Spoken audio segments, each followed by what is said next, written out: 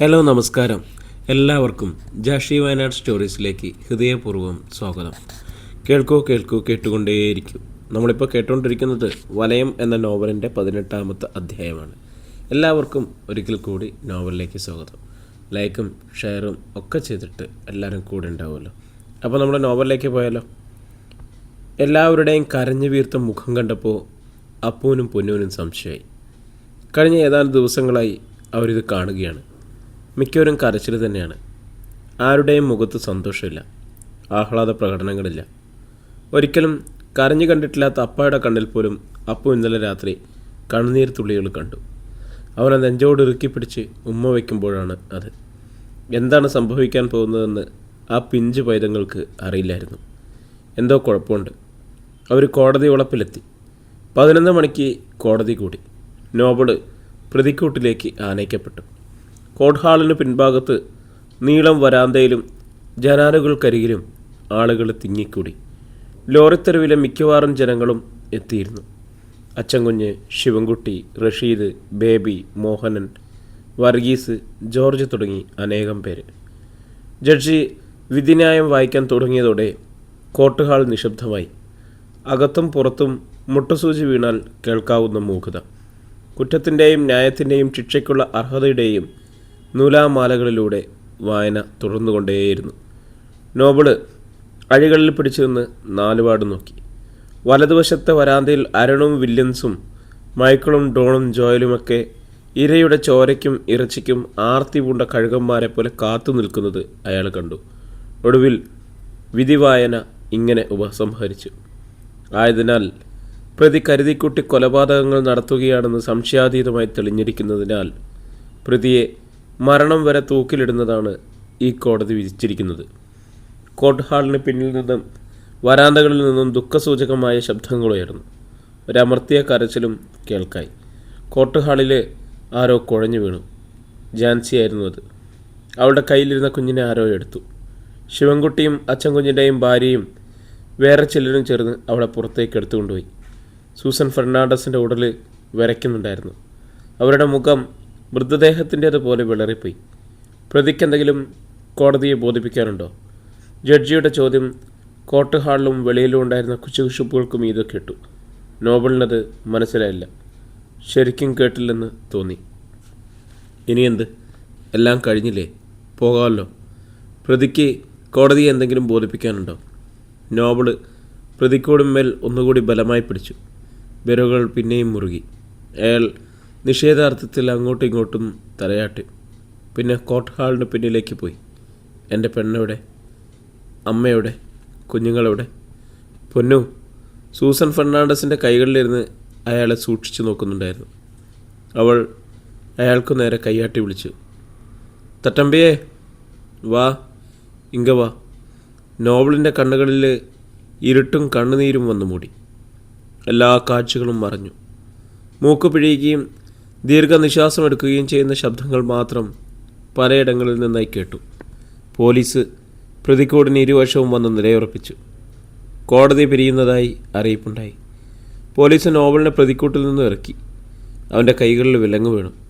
കോടതിക്ക് പുറത്തേക്ക് ആൾത്തിരക്കിനിടയിലൂടെ അവൻ നയിക്കപ്പെട്ടു. തനിക്കിരുവശത്തും തിങ്ങിക്കൂടിയവരിൽ വിതുമ്പുന്നതും കണ്ണുനീരൊപ്പുന്നതുമായ അനേകം മുഖങ്ങൾ അവൻ കണ്ടു. ലോറിത്തെരുവിലെ തൻ്റെ പ്രിയപ്പെട്ടവരുടെ മുഖങ്ങൾ. ഉറച്ച കാൽവെപ്പുകളുടെ അവൻ നടന്നു പോയിക്കൊണ്ടിരുന്നു. സൂസൻ ഫെർണാണ്ടസ് ആളുകൾക്കിടയിലൂടെ തിക്കിത്തിരക്കി വാനിനടുത്തേക്ക് നീങ്ങി. അപ്പുവിനെയും പൊന്നൂനെയും അവർ താങ്ങിയെടുത്തിരുന്നു. പോലീസുകാർ നോബിളിനെ വാനിലേക്ക് തള്ളിക്കയറ്റാൻ ശ്രമിക്കുന്നത് അപ്പു കണ്ടു. അവൻ്റെ മുഖത്ത് പേടി നിറഞ്ഞു. സൂസൻ്റെ വീട്ടിൽ വെച്ച് കാണാറുള്ള സിനിമകളിൽ പോലീസുകാർ ദുഷ്ടന്മാരെ വിലങ്ങ് വെച്ച് വാനിൽ കയറ്റിക്കൊണ്ടുപോകുന്നത് അവൻ കണ്ടിട്ടുണ്ട്. തൻ്റെ അപ്പായെയും പോലീസുകാർ അങ്ങനെ കൊണ്ടുപോവുകയാണെന്ന് അപ്പുവിന് കരച്ചിൽ വന്നു. അപ്പാ, കൈയുയർത്തി അവൻ കരഞ്ഞു കഴിഞ്ഞു. നോബിളിനെ വാനിൽ കയറ്റി ഇരുത്തി കഴിഞ്ഞിരുന്നു. ഇരുന്നു കൊണ്ട് നോബിൾ പിറകോട്ട് നോക്കി. വാനിൻ്റെ പിറകിൽ തിക്കിത്തിരക്കുന്ന ലോറിത്തെരുവിലെ ആളുകൾ. പോലീസ് അവരെ പിന്നേക്കം മാറ്റാൻ ശ്രമിക്കുന്നുണ്ട്. ആൾക്കൂട്ടത്തിനിടയിൽ അമ്മയുടെയും പരവശമായ മുഖം. അപ്പു കൈയുയർത്തി വിളിക്കുന്നു. പൊന്നൂനെ പോലെ ഒരു മിന്നായം പോലെ കണ്ടു. കോടതി വരാന്തയിൽ നിന്നും ജാൻസി ആരയ്ക്കോ താങ്ങി പിടിച്ചു കൊണ്ടുവരുന്നു. ഡോർ അടഞ്ഞു. ഭൂമിയിലേതായ കാഴ്ചകൾ അയാളുടെ കണ്ണുകളിൽ നിന്നും മറഞ്ഞു കഴിഞ്ഞിരുന്നു. ലോകത്തിൽ നിന്നും ജീവിതത്തിൽ നിന്നും തന്നെ പറിച്ചെടുത്ത് തന്നെ കൊണ്ടുപോവുകയാണ് ജയിലിലേക്ക്. അധ്യായം 30. തലമുണ്ടനം ചെയ്ത് ജയിലുടുപ്പുകൾ അണിഞ്ഞ് കണ്ടംപ്റ്റ് സെല്ലിലേക്ക് നോബലിനെ അവർ നടത്തിക്കൊണ്ടുപോയി. സെല്ലിനുള്ളിൽ നോബലിനെ തള്ളിയിട്ട് അവരെ വാതിലടച്ച് പൂട്ടി. കാറ്റും വെളിച്ചവും ഇല്ലാത്ത മുറി, ഭക്ഷണം കഴിക്കാനുള്ള പാത്രം, ഏകാന്ത തടവറ. അടുത്തെങ്ങും മനുഷ്യൻ്റെ ശബ്ദം കേൾക്കാനില്ല. സമ്പൂർണ്ണ നിശബ്ദത. ഒരൊറ്റ ജീവിയും ആ പരിസരത്തെങ്ങും ഇല്ലായിരുന്നു എന്ന് തോന്നുന്നു. നോബൽ തൻ്റെ ജയിൽ ഉടുപ്പിലേക്കും ചുമരുകളിലേക്കും നോക്കി. ഇനിമേൽ ഭൂമിയിൽ നോബൽ എന്ന മനുഷ്യനില്ല. അവൻ വെറും ഒരു നമ്പർ മാത്രം. ഏതാനും നാളുകൾക്ക് ശേഷം ആ നമ്പറും ഇല്ലാതാവും. ജീവനോടെ കുഴിച്ചു മൂടപ്പെട്ടതുപോലെ നോബലിന് തോന്നി. എല്ലാവരും എവിടെ പോയി? ഭാര്യ, അമ്മ, കുഞ്ഞുങ്ങൾ, സുഹൃത്തുക്കൾ എല്ലാവരും എവിടെ പോയി? ഇതിനു വേണ്ടിയാണോ ജീവിച്ചത്?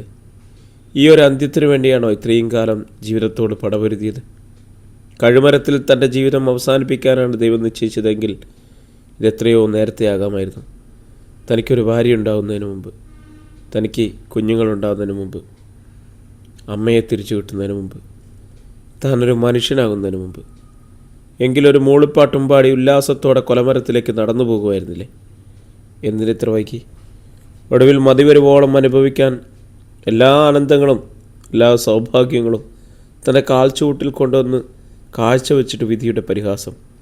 പോയി ചാകുന്നു. നോബിള് അതികഠിനമായ മനോവൃദ്ധയോടെ തന്നെത്താൻ പുലമ്പി. ആ ശബ്ദത്തിന് മുഴക്കമുണ്ടായി. ഒരു കാലച്ച ഇടനാഴിയിലൂടെ വരുന്നത് കേട്ടു. അത് അടുത്തടുത്ത് വന്നു. ജയിൽ ഗാർഡിൻ്റെ കാലുകൾ കാണായി. അകത്തേക്ക് നോക്കി നിൽക്കുകയാണ് അയാൾ. അല്പം കഴിഞ്ഞ് സംശയത്തോടെ അയാൾ തിരിഞ്ഞു നടന്നു. നോവൽ തൻ്റെ കാൽമുട്ടിൽ നെറ്റി താങ്ങി. അവൻ്റെ മുഖം വിതുമ്പുന്നുണ്ടായിരുന്നു. കണ്ണുകൾ നിറഞ്ഞു തുളുമ്പുന്നുണ്ടായിരുന്നു. ചീനാർ എസ്റ്റേറ്റ് ബംഗ്ലാവിലെ വലിയ ആഘോഷം നടക്കുകയാണ്. മൈക്കിളും ഡോണും വില്യംസും ആൺമക്കളും അരുണും അജിതയും. മദ്യചഷകങ്ങളെ പതഞ്ഞു. ക്രൂരമായ തമാശകളും പൊട്ടിച്ചിരികളും ഉയർന്നു. തിമിർക്കുകയാണ് എല്ലാവരും. അനിയന്ത്രിതമായ ആഹ്ലാദത്തിമിർത്ത്. ഇനി അന്ന് അരുണും ഏറെ മദ്യം പൊന്തി. അജിതയാണെങ്കിൽ ഡോൺ ഒഴിച്ചു കുടിച്ചത് മുഴുവൻ കുടിച്ചു. മതോന്മാത്തയായി ആട്ടവും പാട്ടും തുടങ്ങിയിരുന്നു. അവസാനം നമ്മൾ അവനെ ഒതുക്കി. കാസ മുകളിലേക്ക് ഉയർത്തുന്ന പുരോഹിതൻ്റെ അംഗവിക്ഷേപങ്ങളോടെ മദ്യം നിറഞ്ഞ ഗ്ലോബുലെറ്റ് മേലോട്ടുയർത്തിക്കൊണ്ട് വില്യംസ് പ്രഖ്യാപിച്ചു. അതും നമ്മളാരും സങ്കല്പിക്കുക പോലും ചെയ്യാത്ത വിധത്തിൽ. സാക്ഷാൽ ദൈവം പോലും വിചാരിച്ചു കാണുകയല്ല കാര്യങ്ങളിങ്ങനെ കടകം തിരിഞ്ഞു വരുമെന്ന്. വാസ്തവം. മൈക്കിള് മേശമേൽ കൈ ചുരുട്ടിയിടിച്ചു. 2-3 സോഡാ കുപ്പികൾ മറിഞ്ഞു വീണു. ഒരു ഗ്ലാസും സോസറുടഞ്ഞു. രാജപ്പൻ്റെയും മറ്റവരുടെയും ജീവൻ പോയാലെന്തടാ? നമ്മൾ ജയിച്ചില്ലേ? അവരുടെ ആത്മാവ് സ്വർഗത്തിലാണെങ്കിലും നരകത്തിലാണെങ്കിലും ഇപ്പോൾ സന്തോഷിക്കുന്നുണ്ടായിരിക്കും. ജോയൻ പുലമ്പി. ചുമ്മാതല്ലടാ മോനെ, കാശ് പുല്ലുപോലെ വാരി എറിഞ്ഞിട്ട് അവന് തൂക്കുവാരം തന്നെ സംഘടിപ്പിച്ചു കൊടുത്തത്. ലക്ഷങ്ങളാണ് പൊടിഞ്ഞത്, ലക്ഷങ്ങൾ, വില്യംസ് പറഞ്ഞു. പക്ഷേ നമ്മൾ ഒരു കാര്യം മറന്നുപോയി. നോബലിനെ സെഷൻസ് കോടതി തൂക്കിക്കൊല്ലാൻ വിധിച്ചെന്ന് അത്രയ്ക്കങ്ങ് നമ്മൾ ഞെളിയണ്ടെന്ന് എൻ്റെ അഭിപ്രായം. സൂസൻ ഫെർണാണ്ടസ് എന്തായാലും വെറുതെ ഇരിക്കില്ല. ഹൈക്കോടതിയിൽ അപ്പീൽ പോകും. പോട്ടടാ, വില്യംസ് ആക്രോശിച്ചു. സുപ്രീം കോടതിയിൽ അപ്പീലിൽ പോയാലും അവൻ രക്ഷപ്പെട്ടു വരികയില്ല. അങ്ങനെ ആ കേസ്. ഇനി അഥവാ തൂക്കുമരത്തിൽ നിന്ന് രക്ഷപ്പെട്ടാൽ പോലും അവനെ ജീവനോടെ ജയിലിൽ നിന്ന് പുറത്തിറക്കുകയില്ല. വെളിയിൽ വെച്ച് തട്ടുന്നതിനേക്കാൾ എളുപ്പമാണ് ജയിലിൽ വെച്ച്. നോബലിനെ ഒരുക്കിയത് കൊണ്ട് മാത്രം പ്രശ്നം തീരുന്നില്ലല്ലോ. അവൻ്റെ കുടുംബം ബാക്കിയാണ്, മൈക്കിൾ പറഞ്ഞു. അത് നമുക്ക് ഉടനെ ശരിയാക്കണം. ഒട്ടും കാലതാമസം പാടില്ല. നോബലിന് വധശിക്ഷ വിധിച്ചിരിക്കുന്ന ഈ സമയത്താണെങ്കിൽ ആളുകൾ തെറ്റിദ്ധരിക്കാനിട്ടില്ല. നോബലിൻ്റെ ദുർവിധിയിൽ മനം നൊന്ത് ഒരു കുടുംബം ഒന്നടക്കം ആത്മാഹൂതി നടത്തിയെന്നേ പത്രക്കാർ പടച്ചുവിടും. പറഞ്ഞു നിർത്തിയിട്ട് വില്യംസ് ഗ്ലോബ് മദ്യം വായിലേക്ക് കമ്മെത്തി. ജീവച്ചവം പോലെ കിടക്കുകയാണ് ജാൻസി. ഊണില്ല, ഉറക്കമില്ല, ആരോടും മിണ്ടാട്ടുമില്ല. കഴിഞ്ഞ ഏതാനും ദിവസങ്ങൾ കൊണ്ട് അവൾ മെലിഞ്ഞ് വിളറി ഒരു വൃദ്ധയെപ്പോലെ ആയിത്തീർന്നിരുന്നു. ചെല്ലയെയും കനകമ്മാളിനും എന്ത് ചെയ്യണമെന്ന് അറിഞ്ഞുകൂടാ. കനകമ്മാൾ കുറേ നേരമായി ഇരുന്ന് കരയും. പിന്നെ അടുക്കളയിൽ കയറി എന്തെങ്കിലും ഭക്ഷണം ഉണ്ടാക്കും. അത് കുട്ടികൾക്ക് വിളമ്പിക്കൊടുത്ത് കഴിപ്പിക്കും. ചെല്ലയ്യാണെങ്കിൽ ഇരുട്ടടി കിട്ടിയതുപോലെ മുറിക്കുള്ളിൽ ഒരേ ഒരു ഇരിപ്പാണ്. 22 വർഷങ്ങൾക്ക് മുമ്പ് ഒരു കുഞ്ഞ് തൻ്റെ കയ്യിലിരുന്ന് കൈകാലുകളിട്ടടിച്ച് കരഞ്ഞതും അവനെ നെഞ്ചോട് ചേർത്ത് പിടിച്ചപ്പോൾ അവൻ കരച്ചിലടക്കി ചൂട് പറ്റിക്കിടുന്നതും അയാൾ ഇന്നത്തെ പോലെ ഓർക്കുന്നു. അവൻ ഇന്നെവിടെയാണ്? തൂക്കുമരവും കാത്തു ജയിലിൽ. ഇതിനു വേണ്ടിയാണോ 28 കൊല്ലം മുമ്പ് അവനെ രക്ഷിച്ചതും താൻ പലായനം ചെയ്തതും? തൻ്റെ വളർത്തുപുത്രനെ, കനകമ്മാളിൻ്റെ രാശാക്കുട്ടിയെ കഴുമരത്തിലെത്തിക്കാൻ വേണ്ടി. ഓർക്കുമ്പോൾ ചെല്ലയ്യയ്ക്ക് സഹിക്കാൻ കഴിയുന്നില്ല. കുഞ്ഞുങ്ങളുടെയും ഉത്സാഹവും പ്രസരിപ്പും എങ്ങോ മറഞ്ഞു കഴിഞ്ഞിരുന്നു. പൊന്നു ജാൻസിയുടെ കണ്ണീരണിഞ്ഞ മുഖം പിടിച്ച് കുലുക്കിക്കൊണ്ട് ചോദിക്കും, അപ്പ എങ്കെ അമ്മ? മറുപടി കിട്ടാഞ്ഞ് അവൾ കനകമ്മാളിനെ സമീപിക്കും. ചൊല്ലുപാട്ടി, അപ്പ എങ്കെ? തട്ടമ്പി എങ്കെ? അപ്പോഴുമില്ല മറുപടി. കുഞ്ഞുങ്ങൾ രണ്ടും വരാന്തയിൽ വന്നിരുന്ന് പരസ്പരം ചോദിക്കും, എല്ലാവർക്കും എന്തു പറ്റി? എന്തുകൊണ്ടാണ് ആരും മറുപടി പറയാത്തത്? എന്തുകൊണ്ടാണ് എല്ലാവരും കണ്ണീര് പൊഴിക്കുന്നത്? അപ്പയെ പോലീസ് പിടിച്ചുകൊണ്ടുപോയി എന്ന് മാത്രം അപ്പുവിന് അറിയാം. അതവൻ പൊന്നുവിന് പറഞ്ഞു കൊടുക്കുകയും ചെയ്തു. പക്ഷെ എന്തിനാണ് പോലീസ് പിടിച്ചതെന്ന് അറിയില്ല. പോലീസ് എന്നാൽ എന്താണെന്ന് തന്നെ നിശ്ചയമില്ല. സൂസൻ ഫെർണാണ്ടസ് ദിവസേന ആ വീട്ടിലെത്തും. രാത്രി വരെ അവരോടൊപ്പം ചെലവഴിക്കുകയും ചെയ്യും. സൂസനാണ് ജാൻസിയെ പിടിച്ചെഴുന്നേൽപ്പിച്ച് മുഖം കഴുകിച്ച് വല്ലതുമൊക്കെ കഴിപ്പിക്കുക. സൂസൻ കൂടെ കൂടെ ശ്വസിക്കാറുണ്ട്. നോബിൾ അവൻ്റെ കുഞ്ഞുങ്ങളെ നിന്നെ ഏൽപ്പിച്ചിട്ടാണ് പോയിരിക്കുന്നത്. അവനോടും കുഞ്ഞുങ്ങളോടും നിനക്കൊരു ഉത്തരവാദിത്തമുണ്ട്. ഇങ്ങനെ കരഞ്ഞും പിഴിഞ്ഞും ഒരിടത്ത് ചുരുണ്ടുകൂടി കിടക്കുന്നത് കണ്ട അതുകൊണ്ട് എന്തെങ്കിലും നേട്ടമുണ്ടോ? വരുന്നിടത്ത് വെച്ച് കാണുക എന്നതാ തൻ്റെ തോടെ ജീവിക്കാൻ നോക്ക്. നീ ഇങ്ങനെ തളർന്നു കിടന്നാൽ കുഞ്ഞുങ്ങളെ ആരും ആശ്വസിപ്പിക്കും? അവരുടെ ഉള്ളിൽ എന്തുമാത്രം സങ്കടമുണ്ടെന്ന് നിനക്കറിയോ? നമ്മുടെ കാര്യങ്ങൾ നമുക്ക് മനസ്സിലാവും, അവർക്കതിന് കഴിയില്ല. അതുകൊണ്ട് എഴുന്നേറ്റ് അവരുടെ കാര്യങ്ങൾ നോക്ക്. അവരുടെ ചിരിയും കരച്ചിലും വർത്തമാനമൊക്കെ ആകുമ്പോൾ പകുതി വിഷമം കറിയും. അന്നും സൂസൻ കുറേ ഉപദേശിച്ചു. എഴുന്നേൽപ്പിച്ച് ഭക്ഷണം കഴിപ്പിച്ചു. ജാൻസി, സെഷൻസ് കോടതിയാണ് നോബിളിന് വിധിച്ചത്. മുകളിൽ വേറെയും കോടതികളുണ്ട്. നമുക്ക് ഹൈക്കോടതിയിൽ അപ്പീൽ കൊടുക്കാം. അവിടെയും രക്ഷയില്ലെങ്കിൽ സുപ്രീം കോടതിയിൽ പോകാം. അവനെ തൂക്കുമരത്തിൽ നിന്നും രക്ഷിക്കുന്ന കാര്യം ഞാനേറ്റു. നീ സമാധാനമായിട്ടിരിക്കും. നോബിളിൻ്റെ കേസ് തന്നെത്താൻ ഏറ്റെടുത്ത് കോടതിയിൽ അപ്പീൽ പോകാനായിരുന്നു സൂസൻ്റെ തീരുമാനം. ദീർഘകാല അവധിയിലായിരുന്ന അവർ സർവീസിൽ നിന്നും വിരമിക്കാൻ ആഗ്രഹിക്കുന്നതായി ഹൈക്കോടതി ചീഫ് ജസ്റ്റിസിനെ രേഖാമൂലം അറിയിച്ചു. അത് അനുവദിക്കപ്പെട്ടു. ബാർ കൗൺസിലുണ്ടായിരുന്ന അംഗത്വം സൂസൻ ഫെർണാണ്ടസ് പുതുക്കി. ഹൈക്കോടതിയിൽ നോബിളിന് വേണ്ടി അപ്പീൽ വാദിക്കാൻ വേണ്ടുന്ന സാങ്കേതിക നടപടികളെല്ലാം പൂർത്തിയാക്കി. സൂസൻ ഒരു ദിവസം നോബിളിനെ കാണാൻ ജയിൽ സൂപ്രണ്ടിൻ്റെ അനുമതി തേടി ജയിലിലെത്തി. സൂസൻ്റെ അപേക്ഷ അനുവദിക്കപ്പെട്ടു. ജയിൽ പുള്ളികളെ കാണാനെത്തുന്നവർക്ക് വേണ്ടി ഏർപ്പെടുത്തുന്ന സ്ഥലത്ത് സൂസൻ കാത്തുനിന്നു. നോബിള് ചുമരും ചാരിയിരിക്കുകയായിരുന്നു. കണ്ടൻ്റെ സെല്ലിനടുത്തേക്ക് കാലച്ചുകൾ അടുത്തടുത്ത് വന്നു. 2 ഗാർഡുകൾ സെല്ല് തുറന്നു. എഴുന്നേൽക്ക്, ഒരു ഗാർഡ് ആജ്ഞാപിച്ചു. നോബിള് മുഖമുയർത്തി. നിന്നെ കാണാൻ ആൾ വന്നിരിക്കുന്നു. നോബിൾ എഴുന്നേറ്റു. അവൻ്റെ കൈകളിൽ വിലങ്ങണയിച്ച ശേഷം അവർ അവനെ സെല്ലിന് പുറത്തേക്ക് നടത്തി. നീണ്ട ഇടനാഴിയിലൂടെ അവർ നടന്നു. മാഡം, സൂപ്രണ്ട് വിളിച്ചു. കാലച്ചുകൾ അടുത്തു വരുന്നത് സൂസൻ ഫെർണാണ്ടസ് കേട്ടു. ഗാർഡുകളുടെ അകമ്പടിയോടെ നോബിൾ സൂസൻ്റെ മുമ്പിലെത്തി. സൂസനും നോബിളും പരസ്പരം മുറ്റുനോക്കി. നിമിഷങ്ങളോളം ആരും ഒന്നും മിണ്ടിയില്ല. സൂസൻ കൂടെ കൂടെ കണ്ണുകളിൽ തുടച്ചു. നോബിളിൻ്റെ ഇപ്പോഴത്തെ രൂപഭാവങ്ങൾ അവരെ വല്ലാതെ ചകതയാക്കി.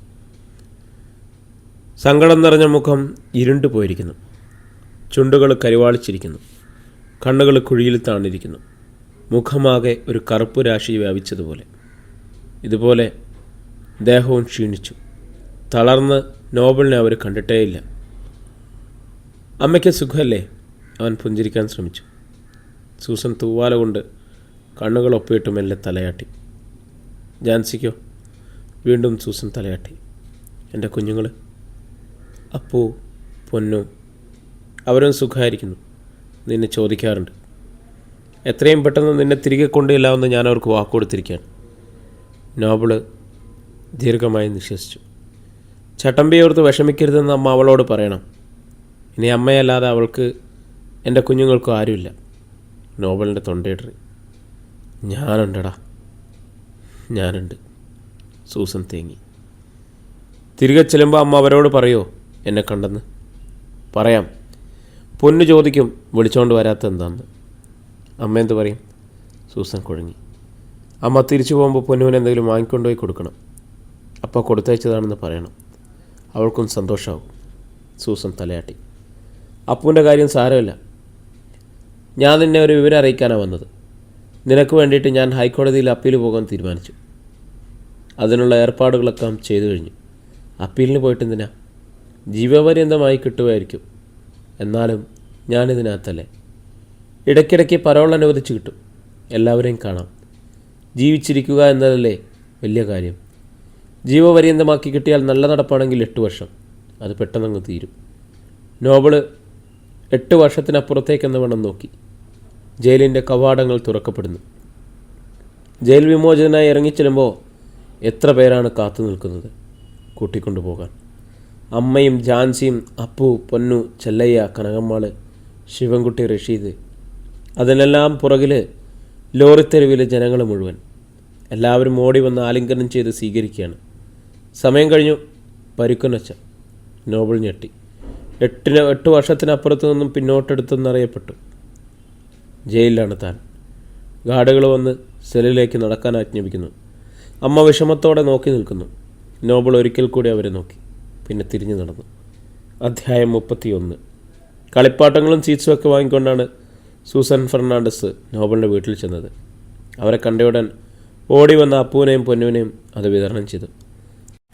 അപ്പ വാങ്ങി അയച്ചതാണ് മക്കളെ, സൂസൻ പറഞ്ഞു. പൊന്നുവിൻ്റെ കണ്ണുകൾ വിടർന്നു. അപ്പായെ കണ്ടോ? എൻ്റെ അപ്പായെ കണ്ടോ? കണ്ടു. ഇതൊക്കെ വാങ്ങി തന്നിട്ട് പൊന്നുവിനും അപ്പുവിനും കൊടുക്കണമെന്ന് പറഞ്ഞു. എന്താ അപ്പായെ കൂട്ടിക്കൊണ്ട് വരാഞ്ഞേ? അപ്പു ചോദിച്ചു. അപ്പായ്ക്ക് ഇത്തിരി പണിയുണ്ട്, അത് കഴിയുമ്പോൾ വന്നോളൂ. അപ്പുവിന് ആ ഉത്തരം തൃപ്തികരമായില്ല. എങ്കിലും അവൻ കൂടുതലൊന്നും ചോദിക്കാൻ മുതിർന്നില്ല. ജാൻസി സൂസനെ കണ്ടതും അവരുടെ തോളിൽ പിടിച്ചൊലിച്ചുകൊണ്ട് കഴിച്ചു. കണ്ടോ അമ്മ? കണ്ടോ? കണ്ടു മോളെ. എന്നിട്ട് എങ്ങനെ ഇരിക്കുന്നു? പറയ്. ക്ഷീണിച്ചാണോ? വല്ലാണ്ട് വിഷമിച്ചാണോ? ഒന്നുമില്ല മോളെ, അവൻ സുഖമായിരിക്കുന്നു, മിടുക്കനായിരിക്കുന്നു. എന്നെ ചോദിച്ചില്ലല്ലേ? ഉവ്, എല്ലാവരെയും ചോദിച്ചു.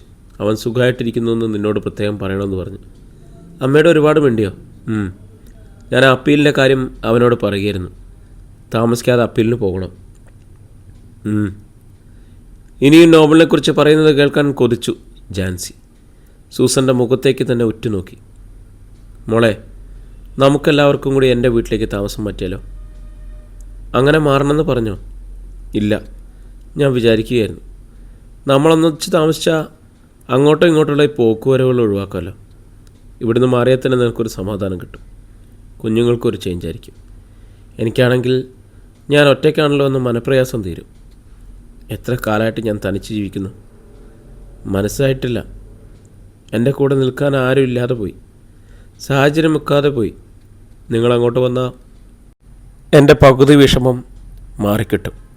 വേണ്ടമ്മേ, ഞാനിവിടുന്ന് എങ്ങോട്ടും വരില്ല. എൻ്റെ ചട്ടമ്പി പണിത വീടായത്.